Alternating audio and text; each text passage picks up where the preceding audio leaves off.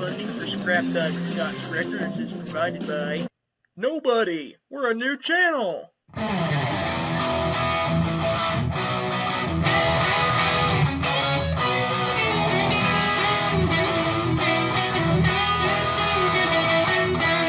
Scrapdog Scott's Records. Scrapdog Scott's Records. The Scrapdog Scott's Records.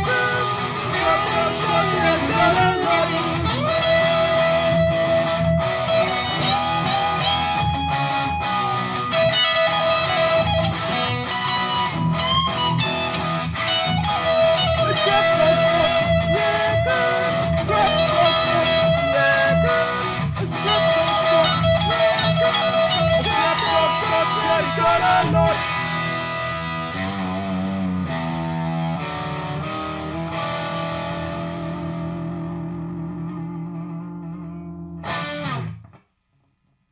Welcome back, my friends, to the show that never ends. It's Scrapdog Scott's Records. And today we are going to be starting the main series on the channel.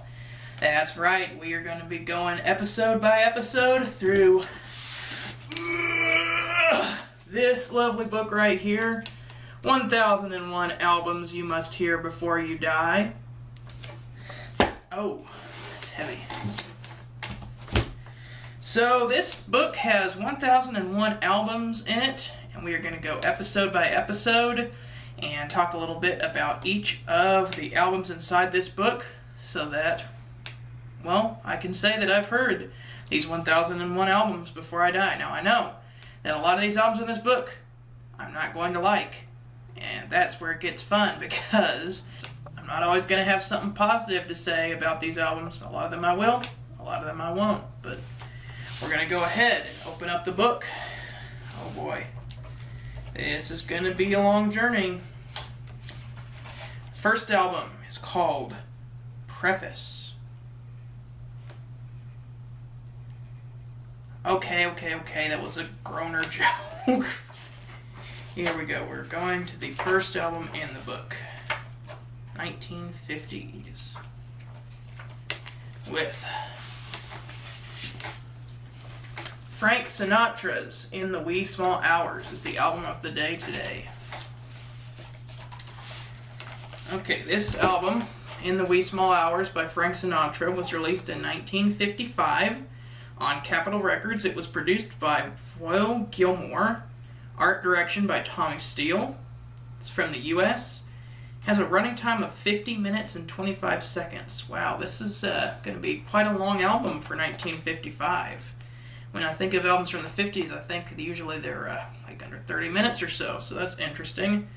You get to hear an album from Old Blue Eyes. So, from what I have researched about this album, this is kind of the first concept album, or one of them at least. Frank Sinatra wanted to make an album that was all about like sadness and loneliness, and all of the different songs on this album kind of have something to do with that theme, so that's going to be very fun to get to hear that. I really enjoy albums that are concept albums or kind of have a central theme, so this is going to be interesting to hear how that started. It says, in the early 1950s, Sinatra was washed up, unable to even land a regular nightclub gig, much less record an album. His savior arrived just in time. Alan Livingston, the VP of A&R at Capitol Records, confirmed Sinatra fan. He signed him a 7-year deal in Capitol Records March 14, 1953, against the advice of every colleague whose opinion he sought. And Sinatra's Oscar-winning Turn-In From Here to Eternity the same year showed Livingston's prescience. It also signaled the singer's second chance, which he grabbed with Songs for Young Lovers and Swing Easy. Both are fine sets, but they are most notable because they introduced Sinatra against his wishes to a younger arranger named Nelson Riddle. Okay, so Nelson Riddle is the one who arranged the songs here. And the Wee Small Hours arrived not long after Sinatra's relationship with Ava Gardner collapsed. This split defines perhaps the all-time greatest breakup album.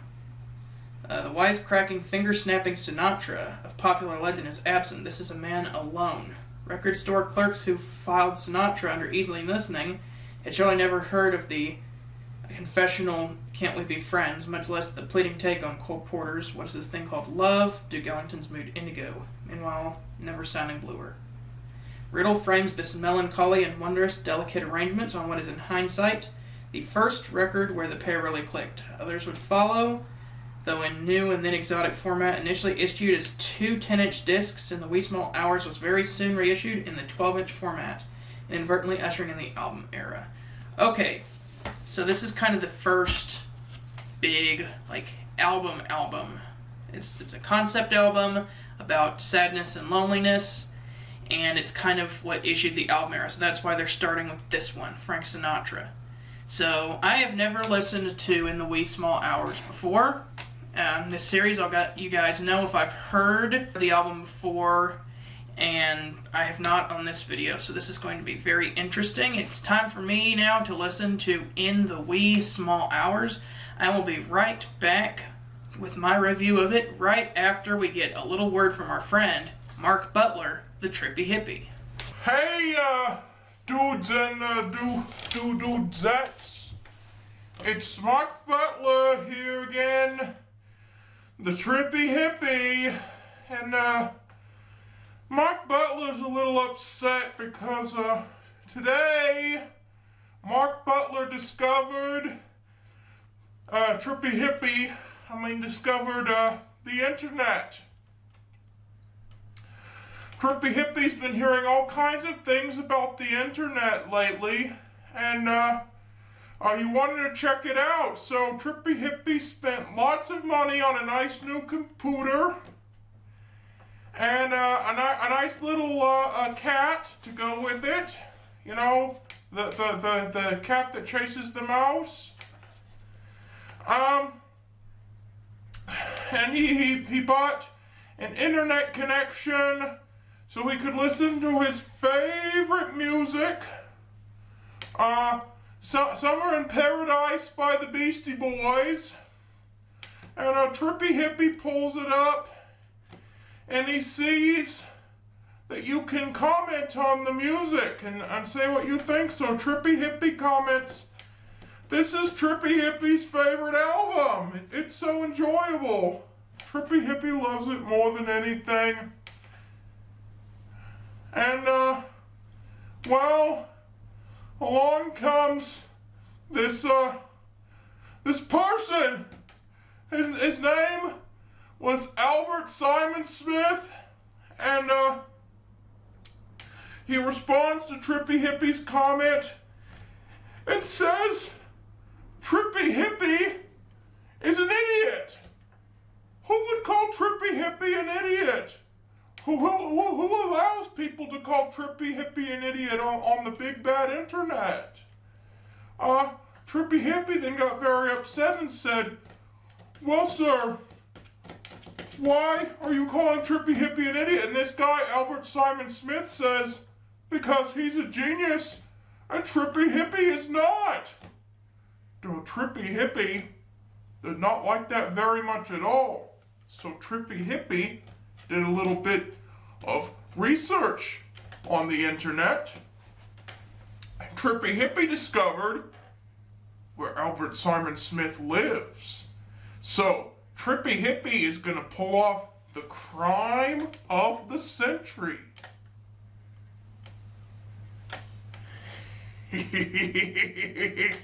And Trippy Hippie is going to kidnap the Albert Simon Smith and force him to sit and listen to Trippy Hippie's favorite music.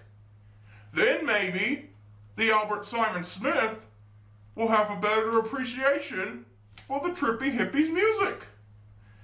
And if he doesn't have an appreciation for Trippy Hippie's music,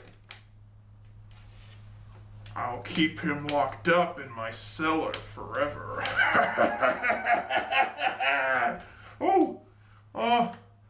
Trippy Hippie might be gaining consciousness again.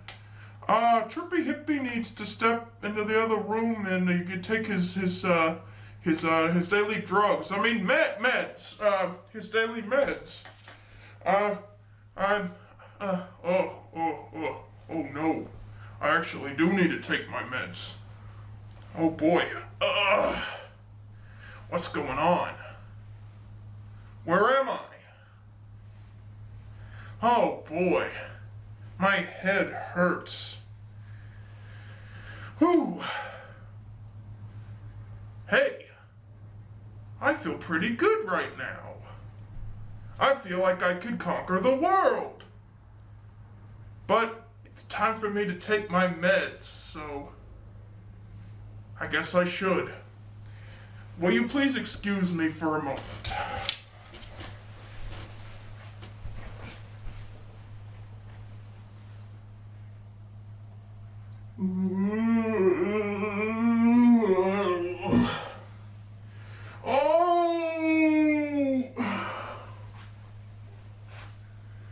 Okay. Trippy Hippie's feeling better now that he had his meds. He's back to this old Trippy Hippie self. What was Trippy Hippie saying now that Trippy Hippie can think straight now that he had his meds? Trippy Hippie is ready to kidnap the Albert Simon Smith.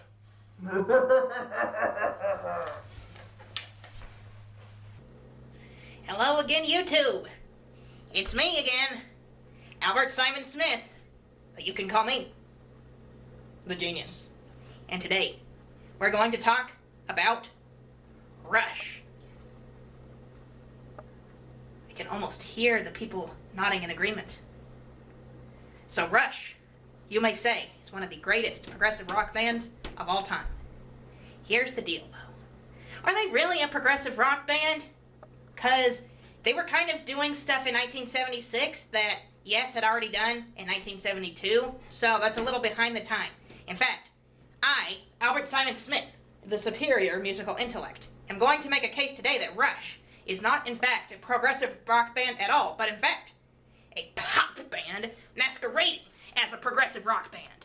Now you may be saying, but didn't they do Hemispheres, Xanadu, 2112? Copiers.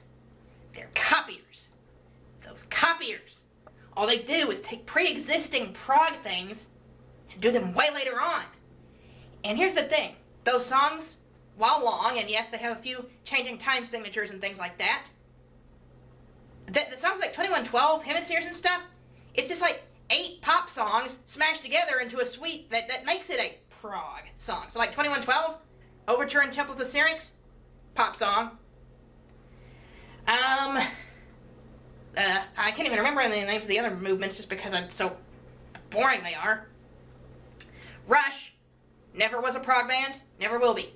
And they showed their true colors whenever Permanent Waves came out, and they finally showed that they were going to make pop songs and use synthesizers. I can't stand synthesizers. Unless, of course, you're talking about Emerson, Lake and Palmer, which is the one exception. Hey! Hey! You little man! Who are you? Who am I? Who am I? I'm Mark Butler, the Trippy Hippie, the guy you called an idiot. Well, I'm in the middle of a video right now, so you better get out of here. Well, your taste in music is horrible, so, you're gonna come a Trippy Hippie till you can appreciate it. What? Come here, little man! Ah! Wake up! Wake up! Wake up!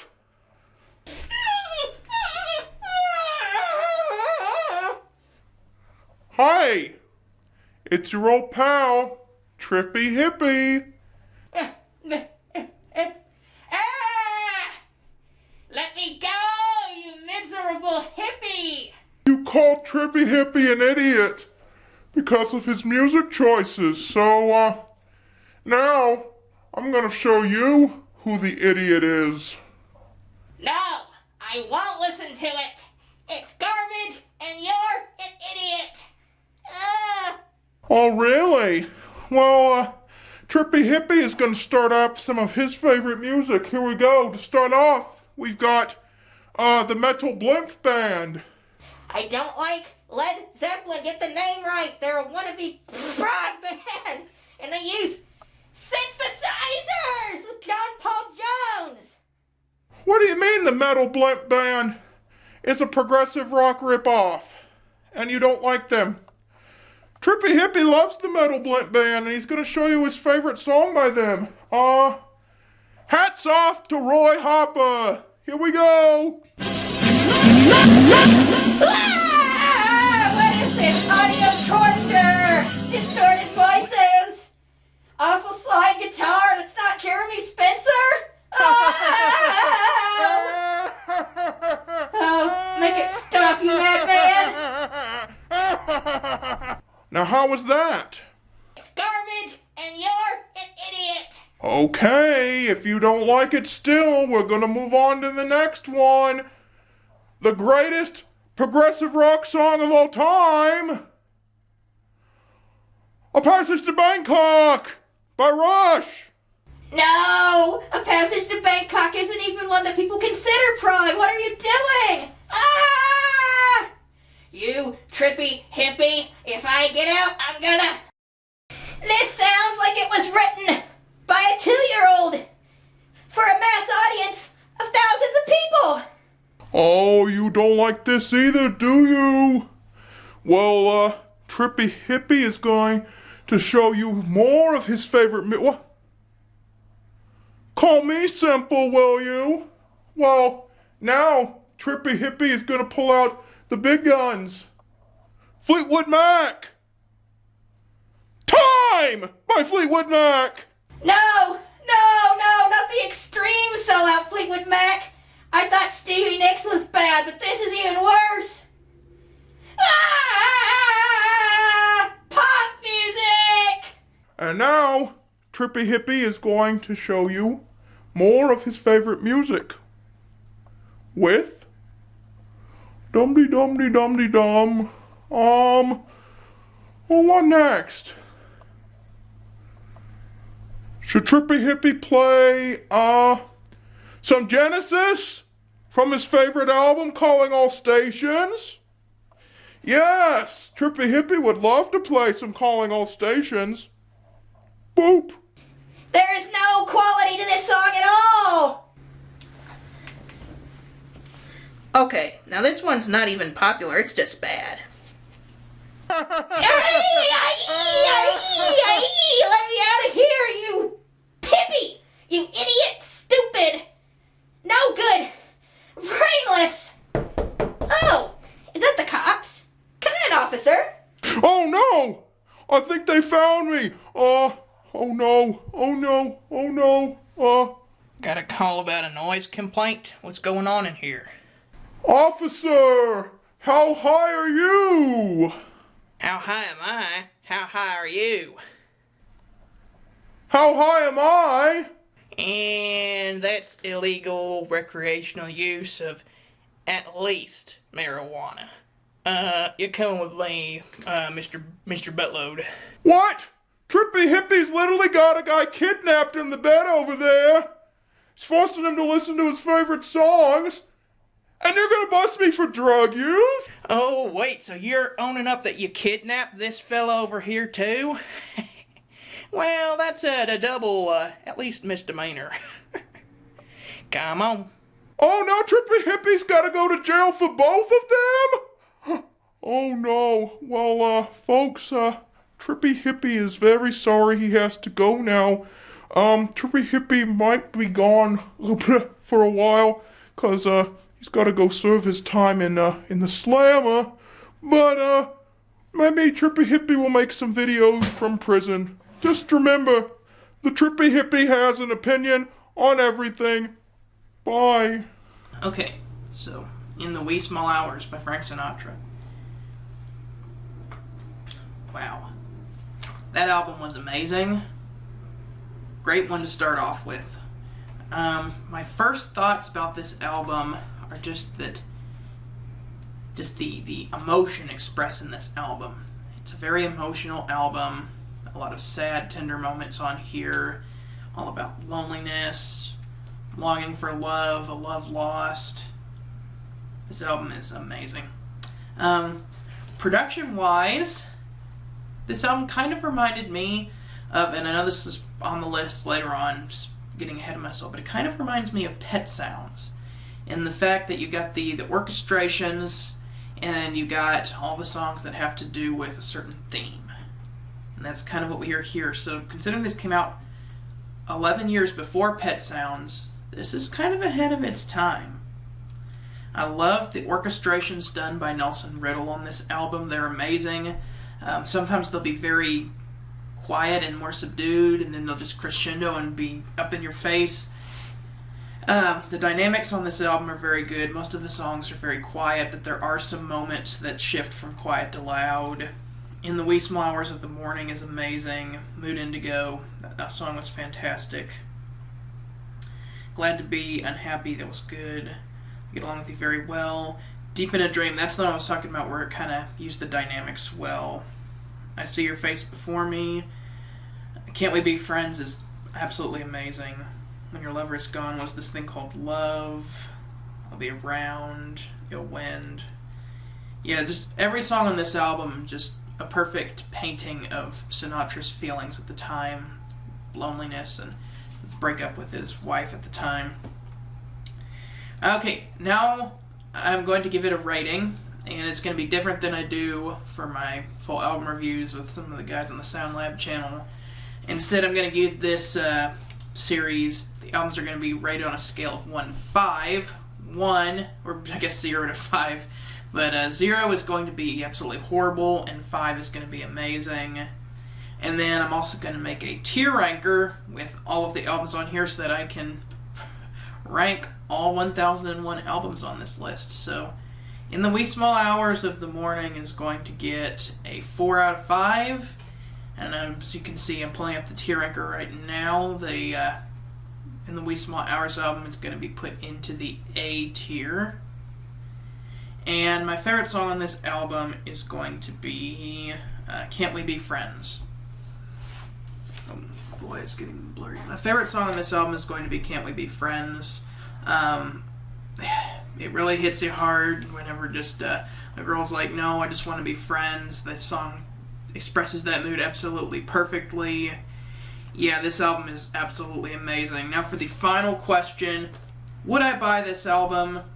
Or I guess the final two questions. 1, would I buy this album? And 2, is it worth being included in 1001 albums you must hear before you die? Should you hear this album before you die? And the answer to both questions, yes. Yes, yes, yes, yes, yes. This album is absolutely amazing. Early example of like an album containing songs that are all based on one concept. If you've never heard this album or just more familiar with Frank Sinatra's singles, have a listen to this because it's absolutely amazing. So, that is going to be In the Wee Small Hours by Frank Sinatra. Next time, an album I've actually heard. It's going to be Elvis Presley's self-titled album from 1956.